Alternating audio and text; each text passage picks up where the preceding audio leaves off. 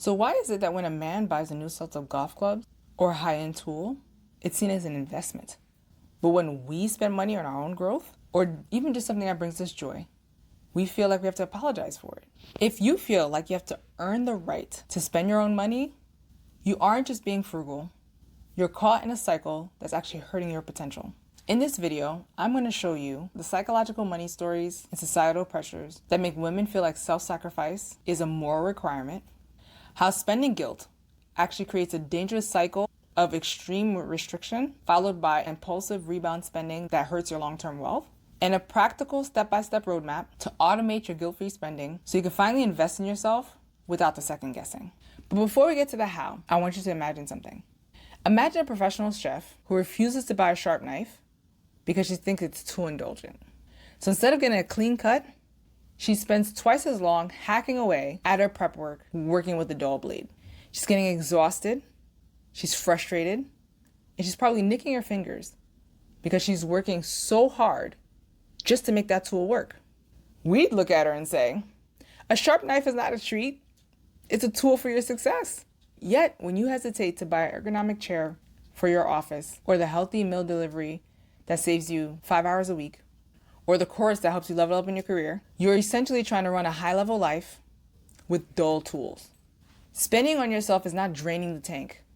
It's the maintenance that keeps the engine from seizing up. It's not a loss. It's an investment in the person that generates the income. That's you. So let's start with the big question here. Why do you feel guilty about spending money? You're an adult. You make your own money. Likely a good amount of it. So why does hitting confirm purchase on something for yourself feels like you're doing something wrong? This is because of the stories we tell ourselves around money. These are the unconscious beliefs about money that we pick up when we're kids. And we carry them into adulthood like a piece of software running in the background. And for many of you watching, there's a specific story at play here. If you are a high-achieving career woman, or first-generation American, or the firstborn daughter of your family, like me, all three of those things, you've likely been handed the story of self-sacrifice. In many immigrant households, money isn't just a tool, it's a symbol of survival and collective effort. As the eldest daughter, you're probably the resilient one, the one who helped navigate this new system, the one who looked after everyone else, the one who was rewarded for being selfless. So now fast forward to today. When you go to spend money on something that's just for you, not for the house, not for the kids, not for the future, it feels like a betrayal. It feels like you're breaking the rule to some unwritten code that says your value is tied to having no needs of your own. You aren't just buying a pair of shoes or a business course or a professional development course. You're bumping up against old stories told by society saying that women's only job was to be a selfless vessel for everyone else's needs. So I want you to hear this. That guilt that you feel, it's not a warning sign that you're being irresponsible. It's just an old story that was designed for survival, not for the thriving professional life that you're living right now. You aren't doing anything wrong. You're just the first one in the line who has the opportunity to write a new story. Now you might be thinking, okay, so I feel a little guilty for buying a nice candle or a new pair of shoes. Is it really that big of a deal? Isn't it actually good for my bank account if I'm hesitant to spend? And this is where it gets counterintuitive. Because while guilt feels like a safety mechanism, like a leash keeping you from overspending, it's actually one of the most expensive emotions that you could have. Think of it like a pressure cooker. When you constantly restrict yourself, when you treat every $5 latte or every $20 skincare item like a moral crisis, you're building an incredible amount of internal pressure. You keep telling yourself no, no, no to the tiny things that would actually bring you more ease and more joy. But eventually that pressure has to go somewhere. And when that happens, you snap. You reach a point of total decision fatigue or burnout where you can't say no anymore. And because you've been so restrictive, you don't go buy that one high quality thing that you actually wanted. Instead, you wild out on a rebound spending spree. You buy 5 things that you don't even like that much. Or you spend $50-$60 on a convenience meal because you're too exhausted to think. Or you scroll through Amazon at midnight just to feel something other than that restriction. And that is a cycle that's going to harm your long-term wealth. When you treat your money like a series of moral tests, you burn through your mental bandwidth. You're so busy stressing over the small stuff that you don't have the energy left to focus on the big things. like negotiating your salary, looking at your investment portfolio, or planning for your long-term goals. Guilt doesn't make you a better saver. It just makes you a tired one. And a tired brain makes impulsive decisions. So releasing the guilt isn't just about feeling better. It's a strategic move to protect your mental energy for the decisions that actually move the needle on your net worth. So now that you know where the guilt comes from and you've seen what it's actually costing you in real dollars, how do we fix it? How do you go from feeling like you're being wasteful to feeling like you're investing? You don't do it by just waiting for the guilt to disappear. You do it by building you a system that grants you that permission automatically. You need to create a me fund. A spending account is what I like to call mine. See, most people wait to see what's left over at the end of the month to spend on themselves. But when you do that, your brain views that as safety money that you're not blowing through.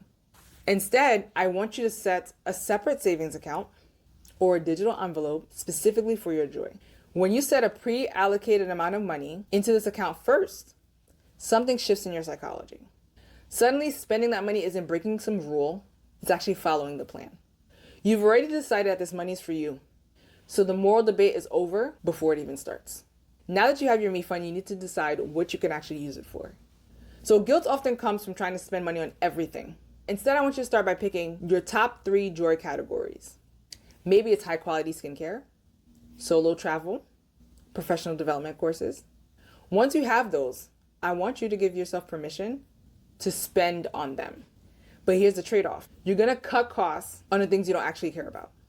If you don't care about having the newest car or the fanciest home decor, stop spending there. By being ruthless over the meh stuff, you clear the path to enjoy the wow stuff without the nagging feeling that you're being irresponsible. Another thing that's going to be helpful is to have a cooling off period. You see, sometimes the guilt you feel is actually just regret in disguise because you bought something to get a dopamine hit and then you really didn't care for it. So to separate the two, if you see something that you want, put it in a cart and walk away for at least 24 hours. If you still want it the next day, the dopamine has faded and you're making a values-aligned decision. You get hit by knowing that this was an impulse decision, but an intentional one. Finally, I want you to consider starting a monthly money date, even if you're single. Now, I know mixing the word date and money may sound stressful, but what if once a month you sat down with your numbers, create a comfortable environment, maybe you had a cup of tea with you, and just looked at the data. Instead of looking for mistakes, you want to look for your wins. You would see exactly how that me fund supported your mental health or your career growth. It's about creating a space to acknowledge that your money is actually doing its job, which is supporting a life that feels whole and healthy. Ultimately, releasing the guilt of spending on yourself isn't about being irresponsible or frivolous. It's about a fundamental shift in how you view your own value. When you spend years in a cycle of self-sacrifice, it's easy to start believing that frugality is the same as a virtue. But frugality is just a tool. And like any tool, it's only useful if it's helping you build something. If your hesitation to invest in yourself is actually keeping you from your next level of growth, then it's no longer serving you. True financial wellness isn't just about how much you save. It's about how effectively you use your resources to live a life that feels whole, healthy, and free. You've worked hard for the money that you have, and it's okay for that money to work for you too. I also know though, that if you don't have the systems in place, there are days when the numbers don't look the way you want them to, or your progress feels slow, and you just feel heavy. It's hard to spend joyfully when you're feeling discouraged by the big picture. If that's where you are today, if you're feeling a bit stuck or down about your overall financial situation, I want you to click right here to watch this next video on how to motivate yourself when you're feeling down about money. We'll talk about how to get your momentum back so you can keep moving toward that life of freedom. I'll see you over there.